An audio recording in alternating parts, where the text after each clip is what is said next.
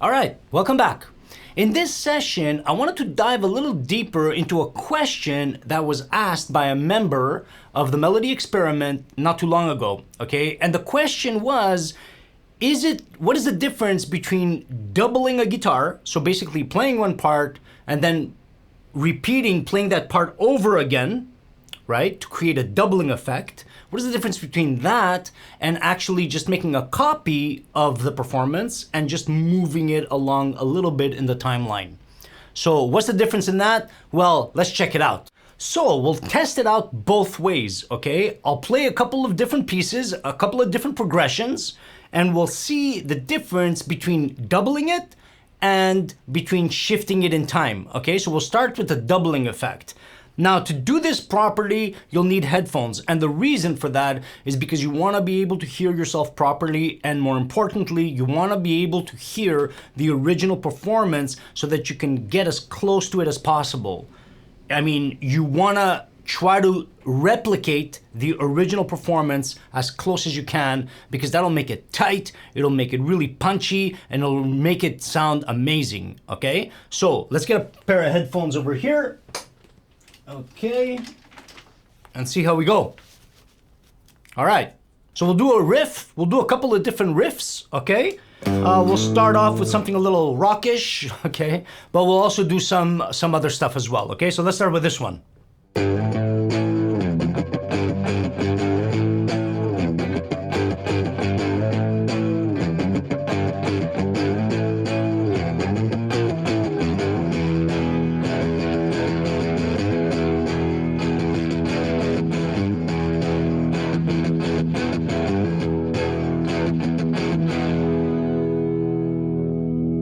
Cool? All right, let's do it again. Now we're gonna play it back and we're gonna do it one more time, okay? All right, let's do it.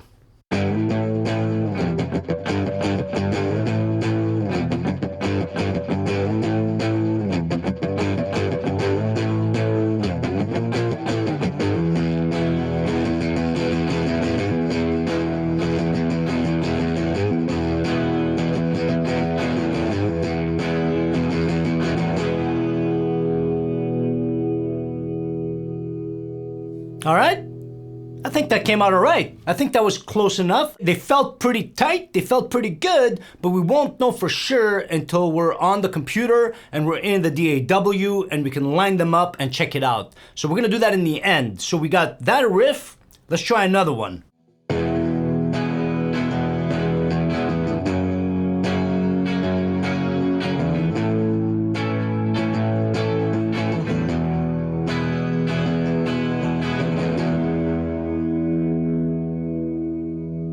Not bad, think that was all right. Let's try that, we'll do a duplicate.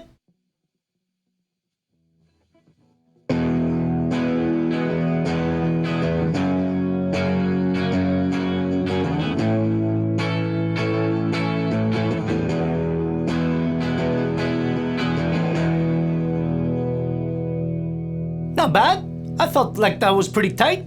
So we'll check it out again later with the other one, and we'll do one more. We'll do a more of like an arpeggiated type of progression, okay? Just to see the difference with, because there is a huge difference, and it's a lot more difficult when you're dealing with arpeggios than when you're dealing with just, riffs and, straight up chords, okay? So we'll try this one.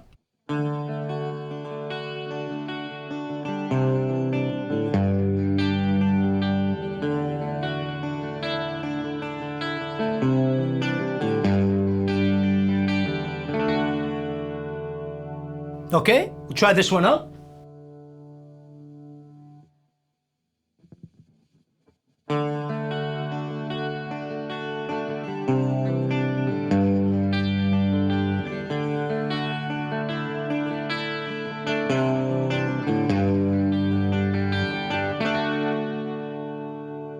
Not bad. I felt like that was tight enough. We'll see, of course. When we get into the DAW, we'll be able to look at that and we'll be able to see the difference between a doubled part and one that has just been copied and moved forward in time a little bit, okay? Just to give it that idea of two guitars playing, where in reality it's just a one, and it's been sort of moved just a slight bit to give the impression that it's two guitars, when in reality it's only one. Okay, obviously it goes without saying, I prefer the two guitar method, three guitar method, sometimes four guitar method, okay, like doubling, tripling, quadrupling apart, and it really has an incredible effect on the performance. Pretty amazing, as long as it's done really tightly. So for the rest of this, let's go on the computer, have a little dabble, open up the DAW, and see what we can do with these performances and how close we were, and the difference between the doubling and the copying. All right, let's check it out. Okay, so let's have a look now. Let's see what this sounds like. What is the difference really of a double track, one that has been, you've done one take, then you do another take and try to get it as close as possible to the original. The difference between that and just making a copy of the original and just nudging it over in time to create this false sense of a doubling effect, okay, which will create like a stereo effect, really. Okay, so let's see what the difference is. So we have our original track here, and these are the 3 chord progressions that I played. So that's the original, that's the double of the first chord progression, original and double, original and double. There's 3 of them, okay? So let's just have a very quick listen of that. That was the first one. This is the second one. And the arpeggiated third one. Okay, so the first thing we're gonna try is is the easiest thing, right? We'll just make a copy of this track, just duplicate it, make these a bit smaller. Okay, so we just duplicated the original track here. We'll call it copy. We'll call it copy, okay? Oopsies. All right, and then we have a copy. We don't need the second take, of course. We just need the first one, but here we are. Okay, now if you have a look at these waveforms, that's the first thing you want to look at here. They're identical, right? They are absolutely identical visually. You can see that they're identical because it is the same track. It's just a duplicate of the same track. You see that? All the waveforms, all the peaks, everything is exactly the same. And that's why when we play it, it sounds like one, even though there's 2 tracks playing here. Mute the copy, less amplitude, but okay, it's the same track. Now let's try panning it left and right and see if that makes any difference. Nope, 0 difference, okay?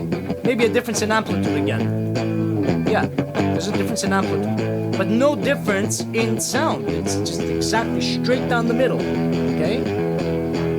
Straight down the middle. So in order to create the separation, we need to move one of the tracks, okay? So we're gonna move it. How much? Move it to taste, okay? Like I like to say, nudge to taste. This is usually, you know, it depends how zoomed in you are, but you don't want to nudge too much. If you do, you're gonna get a delay effect, okay? Let's see what this sounds like. You hear that? Even that is a bit too much, okay? Let's go a little less. Okay. The more you go, the more delay you're gonna get between the 2 tracks. Try that.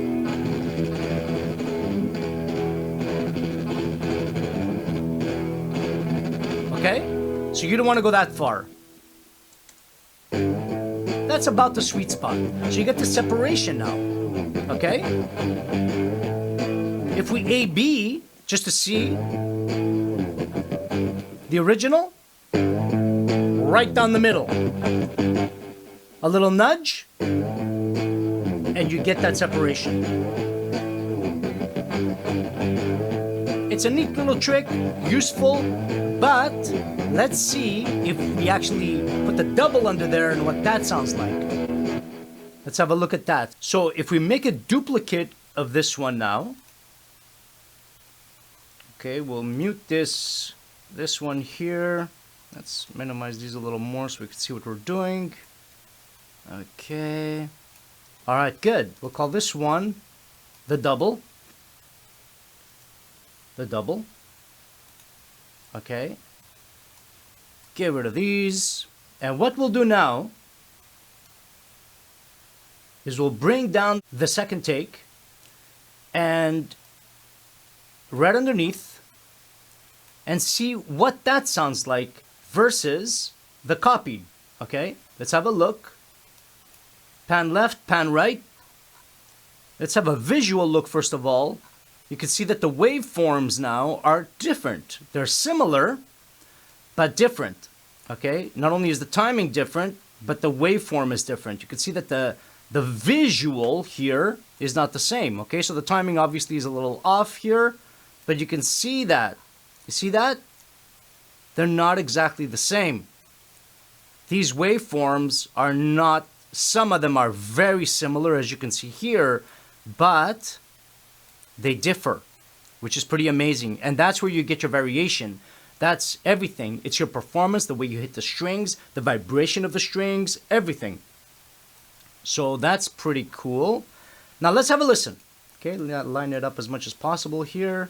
Let's see how close I got. Let's go all the way. That's it. All right, let's go.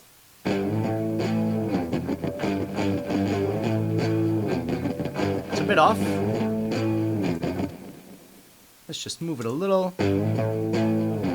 Okay. Pretty close. But you hear that variation, right? That back and forth. That fullness. Pretty cool, right? If we compare, let's see.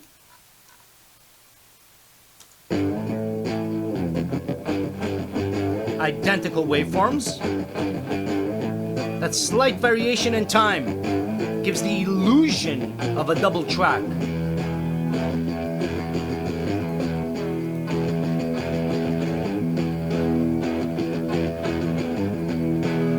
See the difference?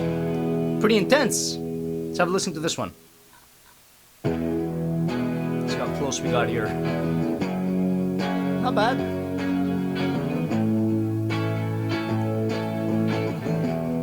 Pretty good. Not bad. And let's check out the last one, the arpeggiated, which is usually harder. So the more complex a part to play, the more difficult it's going to be to double it properly. So like solos are really difficult, especially really fast solos, very hard to do. So yeah, the more complex the piece is, the more difficult it is to actually double. But let's have a listen to this.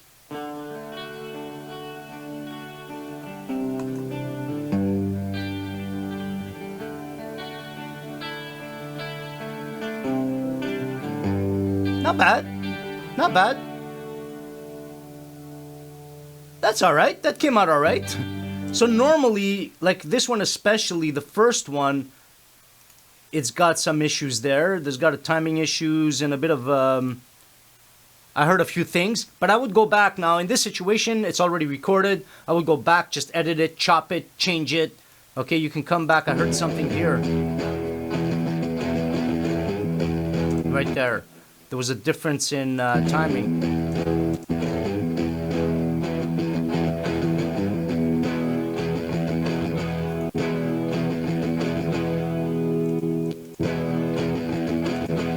So right here, you can just come in, split it, move things around, crossfades.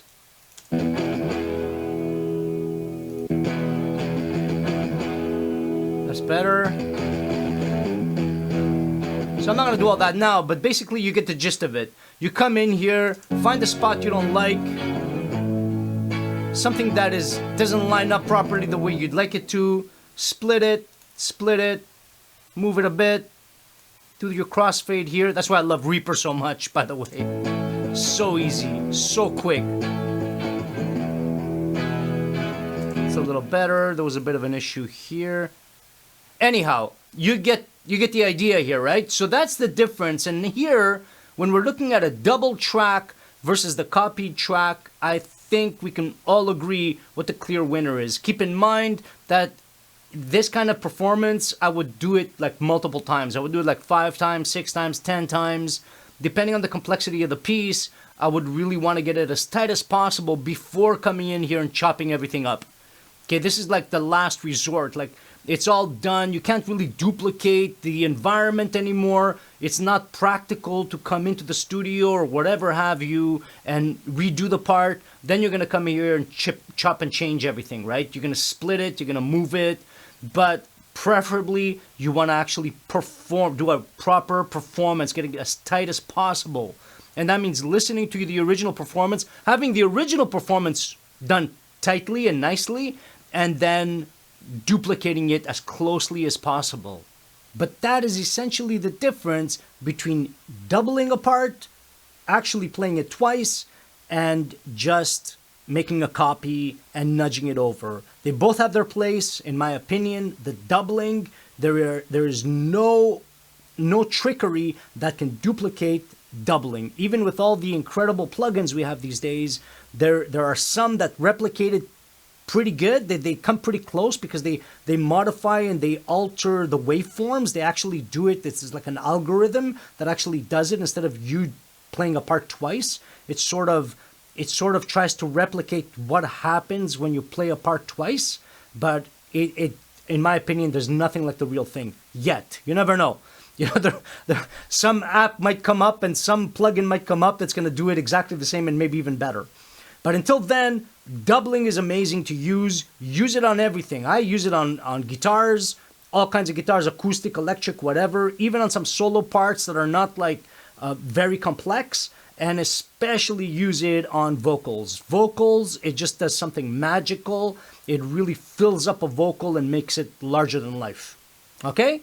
So that's it for this one, guys. I hope you enjoyed that. I hope it helped you. And until next time, take care.